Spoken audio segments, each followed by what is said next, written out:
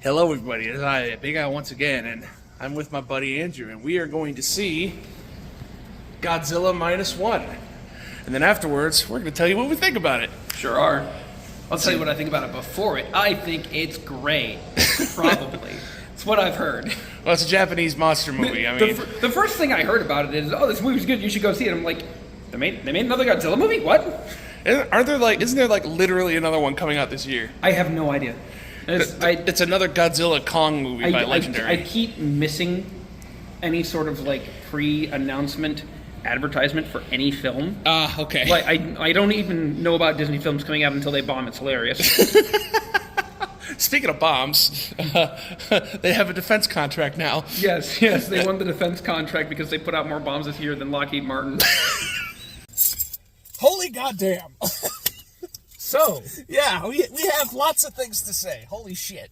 But the fast version for people who are trying to decide whether or not to go see this movie, go watch it. Yeah. It's real good. Yep. It's real good. Godzilla fans be eating good tonight. Oh yeah. Because not only do we have, on the Japanese side of things, which we saw, it's harrowing tale about the dangers of war and the families it affects. And on the American side of thing, it's Big monster!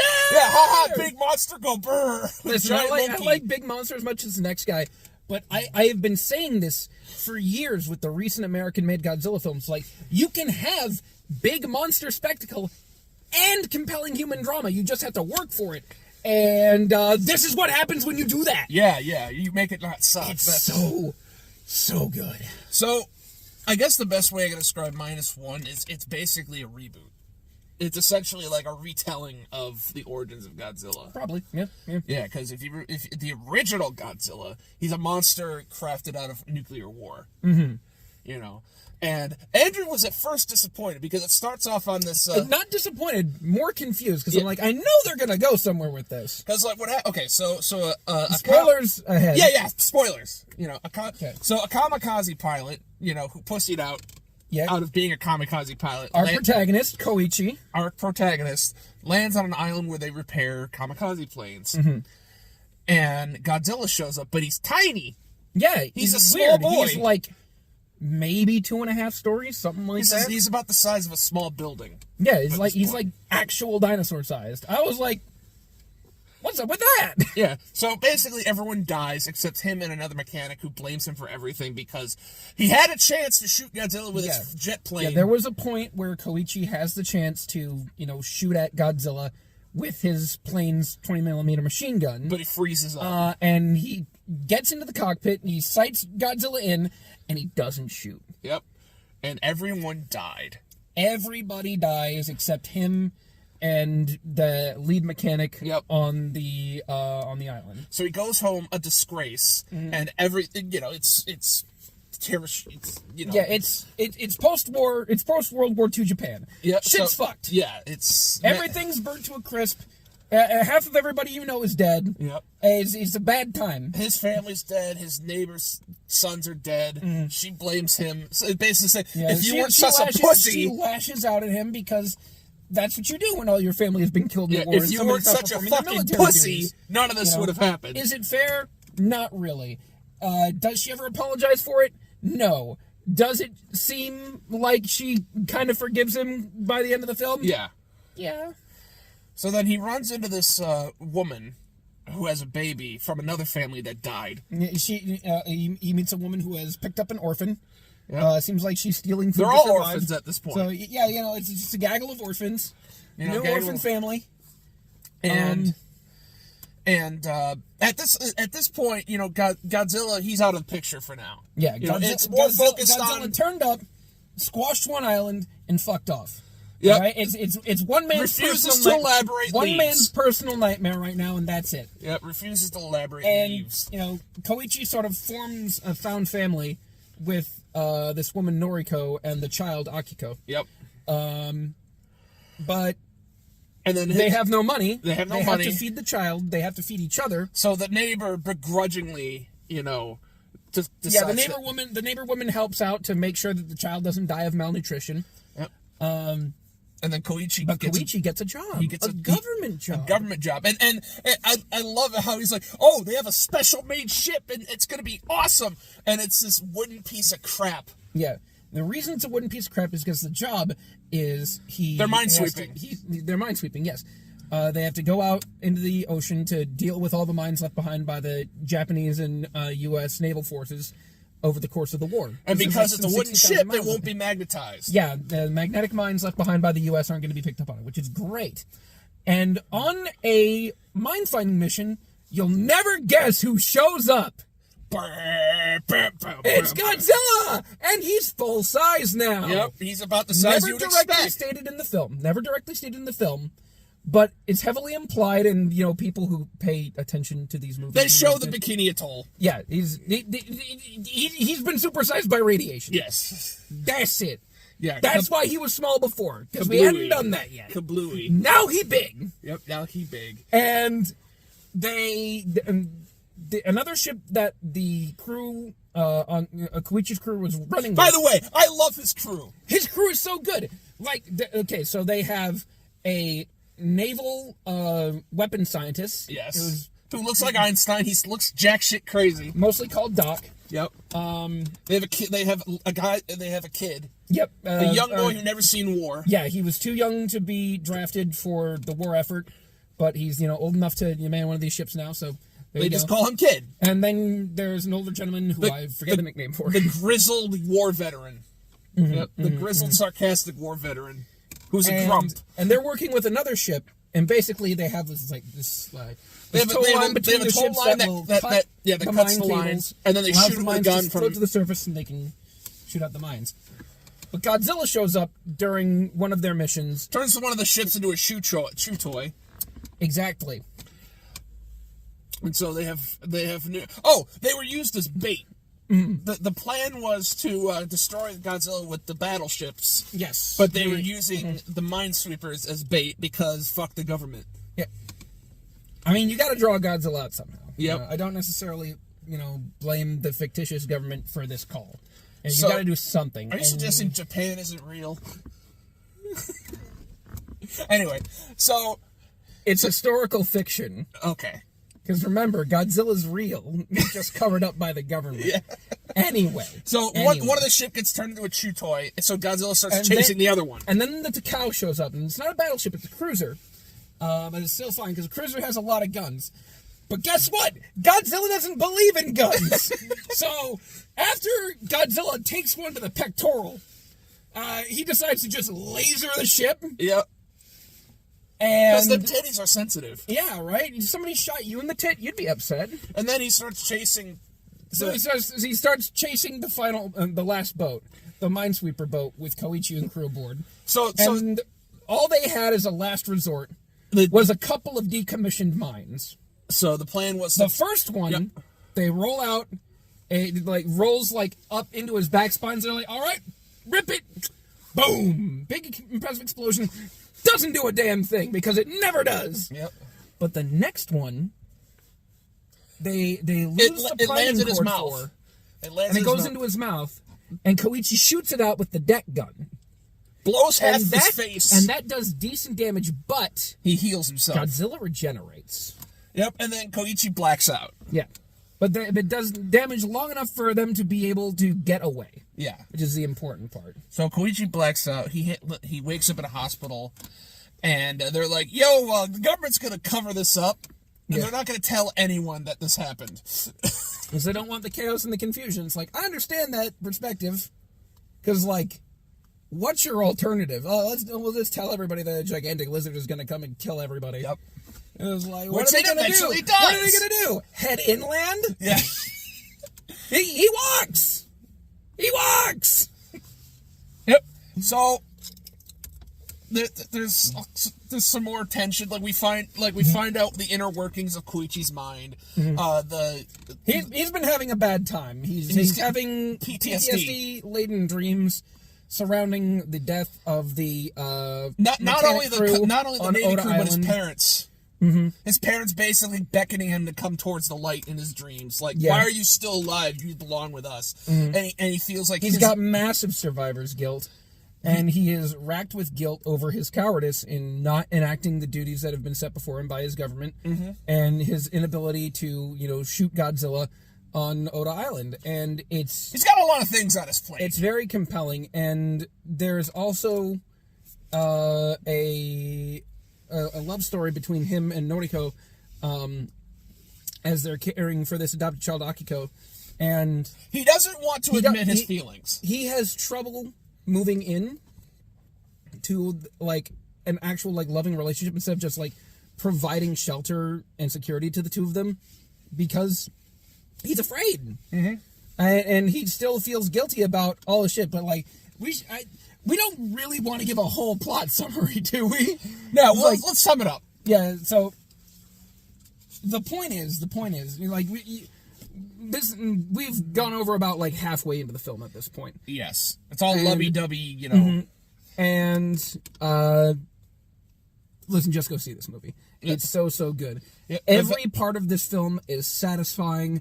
There's nothing feels like it goes to waste. I feel like I have like a thing to complain about in the whole ass movie. Yeah. And that's like during a scene when Godzilla attacks mainland Japan,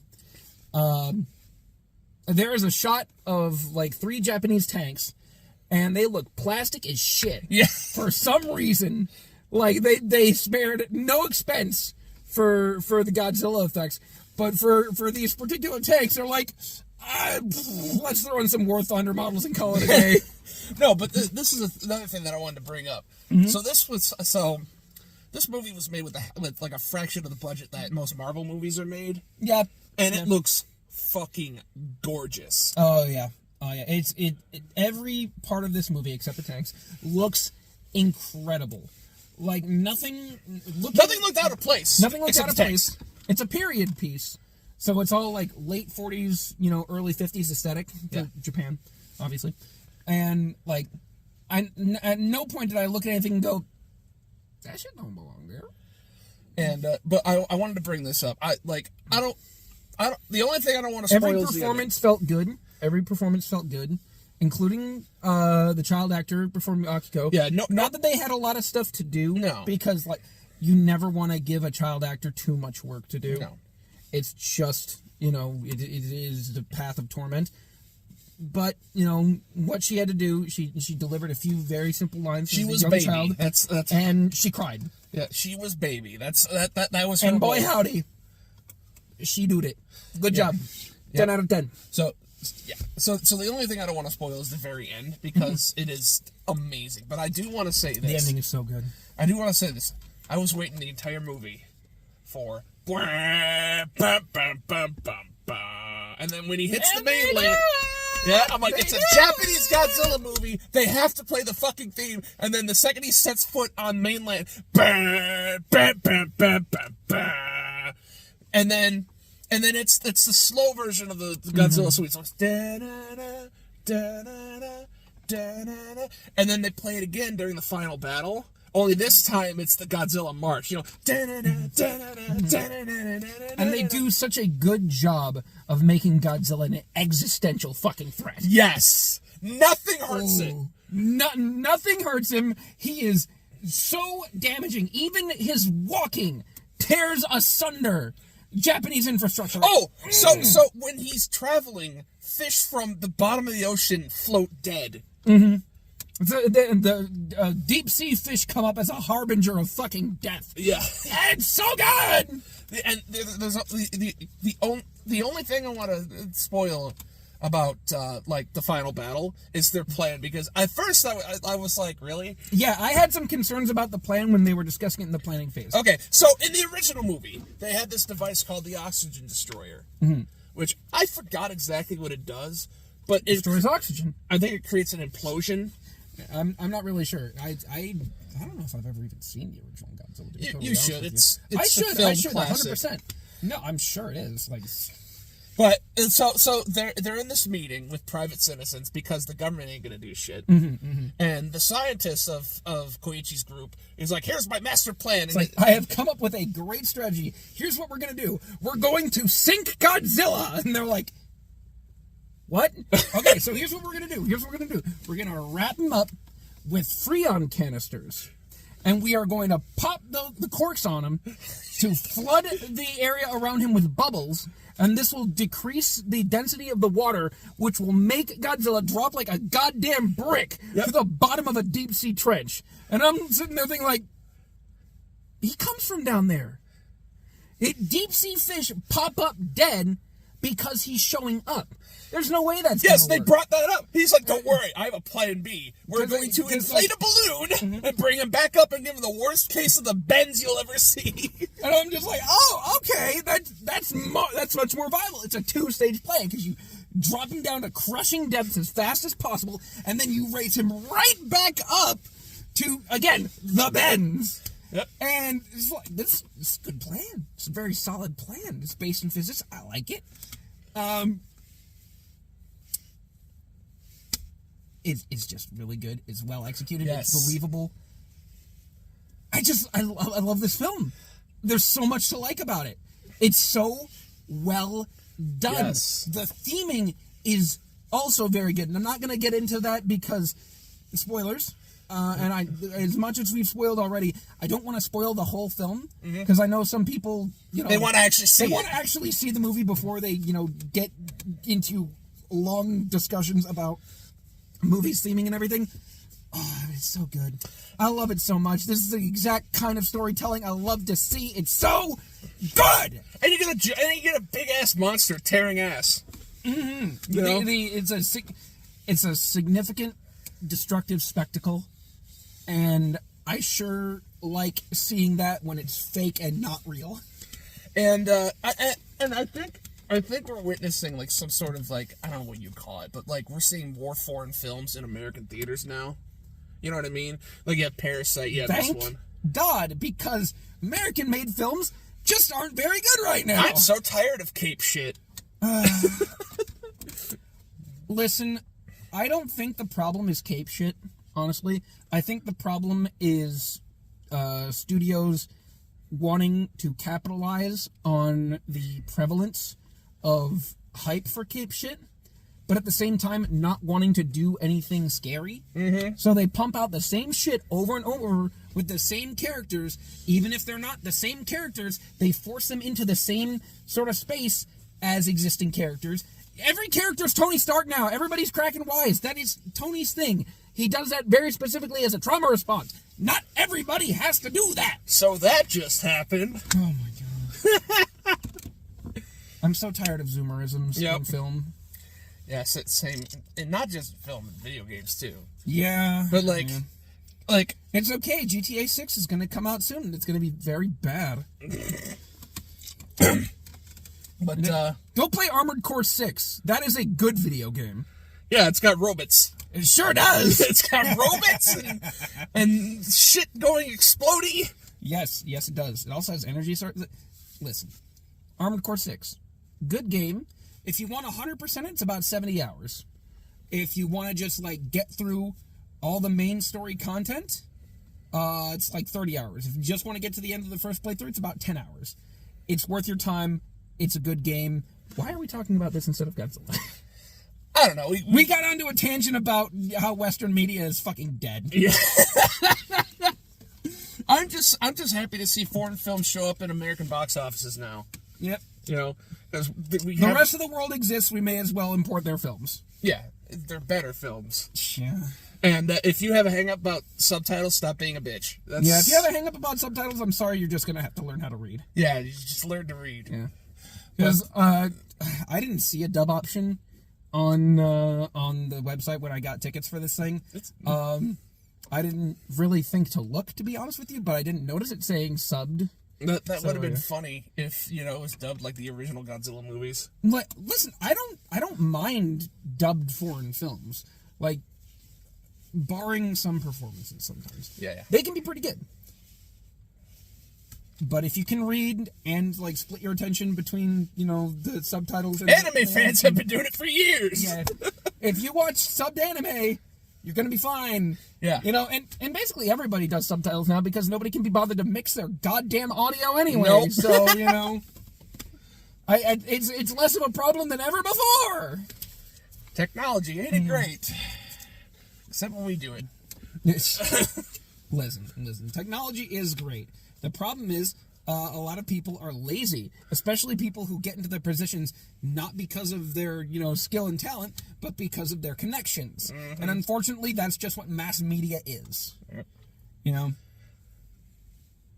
that note, watch Godzilla -1. By the way, we never figured out what the title. We're not sure what -1 refers to. So I'm going to be looking into that later. I'm sure that is, something to establish that this is I'm willing to bet that this is something to establish that this is a different timeline, this is a reboot, whatever it might be. Because there's no -1 or anything referenced anywhere in the film, at least that I noticed. I was paying pretty close attention to the film. I kept my attention quite well. This is a very, very good movie. I know that the nerd said that the pacing kind of dipped in the James Rolfe, third act. the nerd. Yeah. I didn't feel that way. Like, no, I know the what pacing he was. means. I know what he means when he says, I wish that Godzilla would come in while they're planning and they gotta scramble. Is like, sure, but I felt like the movie was written in an appropriate pace. It didn't feel like we were in a slow section. It felt like we were going through the story as it was intended to be, personally, to me. Yeah, and people. Okay, so people criticize King of the Monsters because they're like, fuck this human shit. We want to go see. They say that because it's bad human shit. If you just make good, compelling human drama, people will sit through it happily. Which like we did right now. Yeah. And I wasn't bored to tears. I wasn't like, oh god, get this shit over with. Imagine having likable human characters in a Godzilla movie. I know, right? Crazy. Yeah, fucking insane. Imagine having them have character arcs that are important to the story. And imagine, if you will, a Godzilla movie where you would have to rewrite the plot entirely if you remove the human characters. Whoa! I know, scary, right? Yeah. But that's really all we got to say about it. Go fucking see it. Go see it. Hollywood executives, if you ever see this for Take some notes. reason, Take notes. go watch -1, take notes, and put in some fucking effort with your human characters, please. Yep. I'm begging you. I love seeing Godzilla on screen. He is wonderful. He is great to watch. He's a But special when boy. half of your runtime is devoted to brain-dead morons who I don't like Or care about. interacting in ways that don't matter, it hurts my soul. It makes me want to commit self-die. Just give me good writing. Just give me good writing. I know you think you can phone it in because, woo, big monster! But you can't. Nope. You need to put in the effort. You need to make the human characters worth watching. Because they're half the film. And when half the film isn't worth watching, eventually people will stop coming in to watch Big Monster. Figure that out before that happens. Anything else to add? I like Big Monster. I like Big Monster. Yeah, Big Monster go burr. Big Monster good. Yep. Love Big Monster. All right, so... Also love humans. Yeah. Alrighty. Well, you heard it here, folks. You watch this fucking movie. Go see it. It's so good. I don't think it's going to be in theaters super long because it's, a tightly budgeted film. They're not going to have a super long release schedule. See it while you can. Go watch it. Make time for this. Yes. It's so good. Seriously, I cannot oversell how good this movie is. It's really, really great. And on that note, this has been Big Al and Andrew. Over and out.